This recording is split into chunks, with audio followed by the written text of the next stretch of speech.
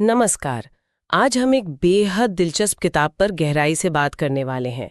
William J O'Neill की stock से पैसा कैसे कमाएं, खास तौर पर उन लोगों के लिए जो शेयर बाजार की दुनिया में अभी नए हैं।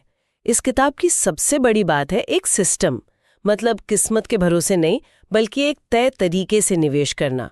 तो आज हम यही समझने की कोशिश करेंगे कि ओनील के हिसाब से अच्छे स्टॉक कैसे ढूंढने, उन्हें खरीदने का सही वक्त क्या है और कब उनसे बाहर निकलना है। और हाँ, सबसे ज़रूरी, अपनी भावनाओं, अपने इमोशंस को कैसे काबू में रखें। हमारा इरादा ओनील की जो मशहूर कैन स्लिम रणनीति है उसे बिल्कुल आसान शब्दों में खोलकर समझने का है। चलिए शुरू करते हैं इसकी पड़ताल।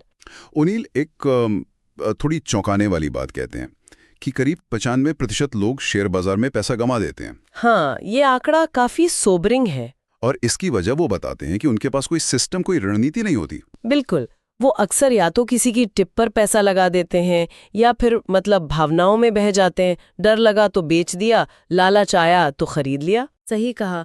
ओनील इस पर बहुत जोर देते हैं कि निवेश को एक बिजनेस की तरह देखें, गंभीरता से लें। कोई हॉबी या शौकिया काम नहीं है ये। एकदम सही। और यहीं पर इसी सोच पर आधारित है उनकी कैन स्लिम रणनीति। कैन स्लिम, हाँ ये मैंने सुना है। ये एक्रोनिम है शायद। जी हाँ, ये 7 अक्षरों का एक फार्मूला है। हर अक्षर एक खास क्राइटेरिया, एक खास पैमाने को दिखाता है जो मजबूत ग्रोथ वाले स्टॉक ढूंढने में मदद करता है। अच्छा, तो फिर एक एक करके समझते हैं इनको। पहला अक्षर है सी। हाँ, सी मतलब करंट क्वार्टरली अर्निंग्स, यानी कंपनी की मौजूदा तिमाही की कमाई। ओनील का मानना है कि हमें ऐसी कंपनी देखनी चाहिए जिसकी पिछली तिमाही की प्रति शेयर आय, जिसे ईपीएस कहते हैं, उसमें कम से कम 25 से 30% की बढ़ोतरी हुई हो। 25 से 30% सिर्फ एक तिमाही में? जी हाँ, और वो कहते हैं कि जितनी ज्यादा हो उतना बेहतर। 40%, 50% या उससे भी ज्यादा। ये दिखाता है कि कंपनी अभी राइट नाउ कैसा परफॉर्म कर रही है। उसमें एक मोमेंटम है। क्षण बहुत जरूरी है, पुरानी कहानियों से ज्यादा। बिल्कुल। फिर आता है ए, एनुअल अर्निंग्स ग्रोथ, यानी सालाना कमाई में बढ़ोतरी। यहाँ हम थोड़ा लंबा नजरिया देखते हैं।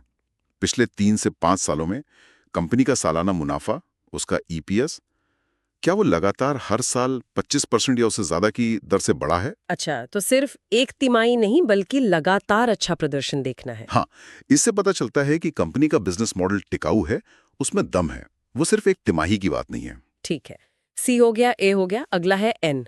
N, new product, service, management और प्राइस हाई, यानी कुछ नया। कंपनी ने हाल ही में कोई बहुत सफल नया प्रोडक्ट लॉन्च किया हो, या कोई नई सर्विस शुरू की हो, या फिर मैनेजमेंट में कोई बड़ा पॉजिटिव बदलाव आया हो, या फिर स्टॉक की कीमत अपने पुराने हाई को तोड़कर एक नए हाई पर पहुंच रही हो। ये नयापन जो है, ये अक्सर एक उत्प्रेरक, एक कैटलिस्ट का काम करता है। निवेशकों का ध्यान खींचता है और स्टॉक को ऊपर ले जाने में मदद करता है। बिल्कुल, कुछ नया, कुछ एक्साइटिंग होना चाहिए। फिर है एस, सप्लाई एंड डिमांड, मांग और आपूर्ति का सिद्धांत। स्टॉक मार्केट में कैसे? हाँ, देखिए, जिन कंपनियों के शेयर्स की सप्लाई, मतलब बाजार में उपलब्ध शेयर्स की संख्या थोड़ी कम होती है, और अगर उनकी डिमांड खासकर बड़े संस्थागत निवेशकों से ज्यादा होती है, तो कीमत ऊपर जाती है। Basic economics. एकदम। ओनील उन स्टॉक्स को पसंद करते हैं जहां सप्लाई थोड़ी टाइट हो और मांग मजबूत हो, खासतौर पर जब स्टॉक ब्रेकआउट के करीब हो। दिलचस्प। इसके बाद है एल। एल, लीडर और लैगर्ड, लीडर या पिछल लग्गू। ओनील का ये नियम बहुत सीधा है। हमेशा अपनी इंडस्ट्री के लीडर स्टॉक्स में निवेश करें। वो कंपनियां जो अपने सेक्टर में सबसे आगे हैं, सबसे मजबूत प्रदर्शन कर रही हैं। और जो पीछे रह गई हैं उनसे दूर रहें, भले ही वो सस्ती क्यों न लग रही हो। बिल्कुल। उनका मानना है कि लीडर्स अक्सर और आगे बढ़ते जाते हैं, जबकि पिछड़ने वाले और पिछड़ सकते हैं। तो इंडस्ट्री के बेस्ट परफॉर्मर को चुनें। ठीक है, लीडर को पकड़ना है। अगला है आई। आई, इंस्टीट्यूशनल स्पॉन्सरशिप, यानी संस्थागत निवेशकों की हिस्सेदारी। क्या बड़े जाने माने mutual fund, pension fund, bank वगैरह स्टॉक को खरीद रहे हैं, और क्या हाल ही में उनकी हिस्सेदारी बढ़ी है? अच्छा, अगर बड़े खिलाड़ी पैसा लगा रहे हैं तो मतलब कुछ बात है। हाँ, ये एक तरह का भरोसे का वोट है। ये दिखाता है कि प्रोफेशनल लोगों ने भी रिसर्च करके कंपनी को अच्छा पाया है।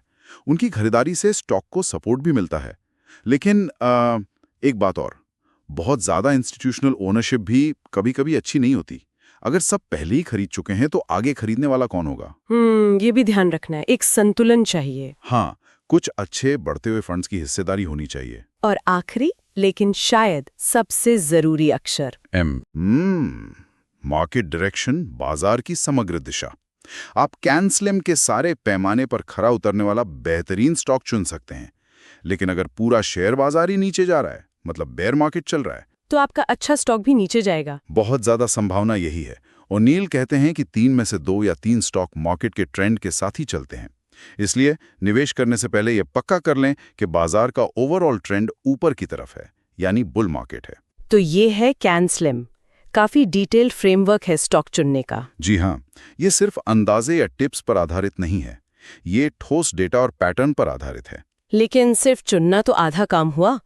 ओनील खरीदने के सही समय पर भी बहुत जोर देते हैं। वो कहते हैं कि सस्ता दिखने वाला शेयर अक्सर महंगा पड़ता है। तो सही समय क्या है? हाँ, ये बहुत ही महत्वपूर्ण है। Timing is crucial.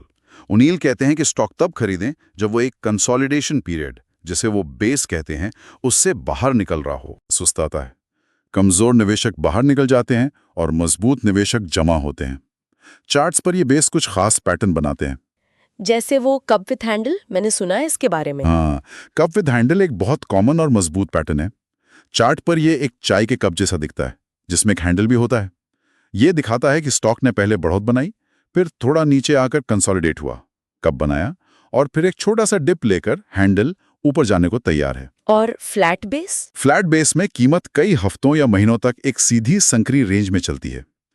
तो जब स्टॉक इन बेस पैटर्न के ऊपरी लेवल को तोड़कर ऊपर निकलता है, जिसे ब्रेकआउट कहते हैं, और ये ब्रेकआउट अगर सामान्य से कहीं ज्यादा वॉल्यूम के साथ हो। ज्यादा वॉल्यूम मतलब उस दिन बहुत सारे शेयरों की खरीद बिक्री हुई। हाँ, ये बढ़ा हुआ वॉल्यूम कंफर्म करता है कि ब्रेकआउट असली है, उसमें दम है, बड़े निवेशक उसमें दिलचस्पी ले रहे हैं।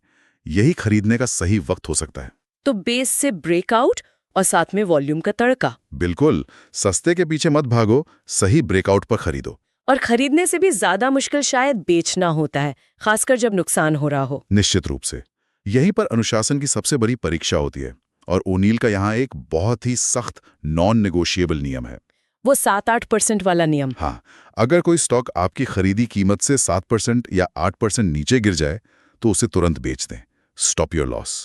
कोई दूसरा विचार नहीं, कोई उम्मीद कि शायद वापस ऊपर आ जाए? नहीं, बिल्कुल नहीं। ओनील कहते हैं, भावनाओं को बीच में मत आने दो।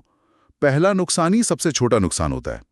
इस नियम का सख्ती से पालन करना बड़े नुकसान से बचने की कुंजी है।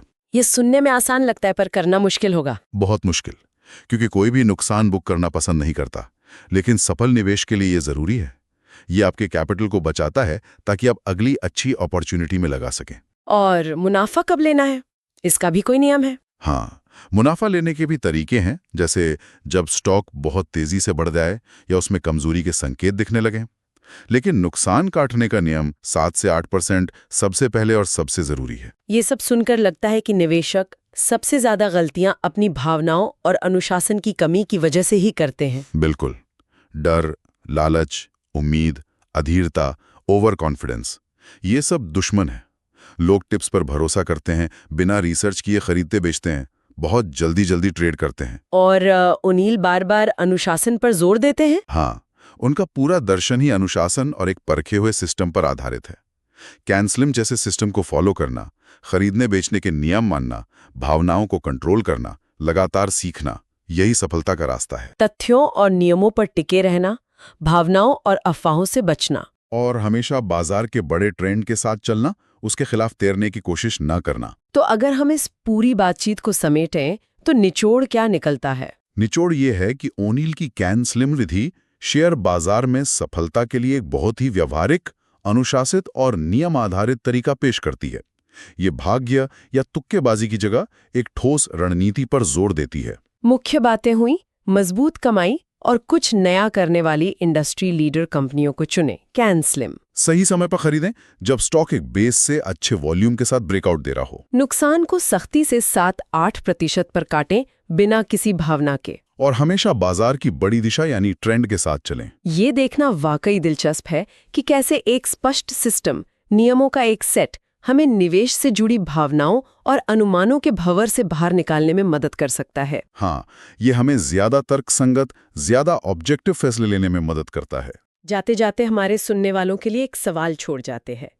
क्या सिर्फ एक बेहतरीन तयशुदा सिस्टम जैसे कैनस्लिम को आंख बंद करके फॉलो करना ही काफी है? या फिर एक कामयाब निवेशक बनने के लिए लगातार सीखते रहना, बाजार की बदलती नब्ज को समझना और जरूरत पड़ने पर अपनी रणनीति में लचीलापन लाना भी उतना ही जरूरी है।